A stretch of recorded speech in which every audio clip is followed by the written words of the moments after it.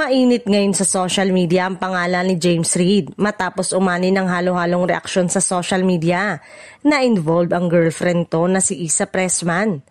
Ang kanilang upcoming teleserye sa ilalim ng ABS-CBN at Dreamscape Entertainment ay isa sa mga inaabangang proyekto ngayong taon, ngunit tila hindi lahat ng netizen ay kumbinsido sa tambalang Kathryn. Bagamat man umani ng higit million views sa loob lamang ng 24 hours ang announcement video ng kanilang serye, marami rin ang nagsabi na tila tagilid at parang wala ng anunsyo kasunod nito.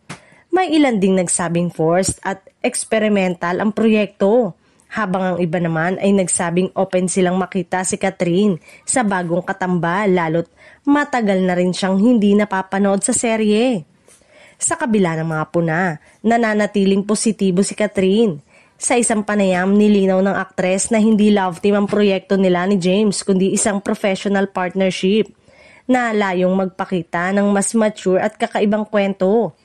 Ganito rin ang pananaw ni James na sinasabing excited siyang makatrabaho si Kathryn dahil isa ito sa mga pinakamahusay na aktres ng kanyang henerasyon.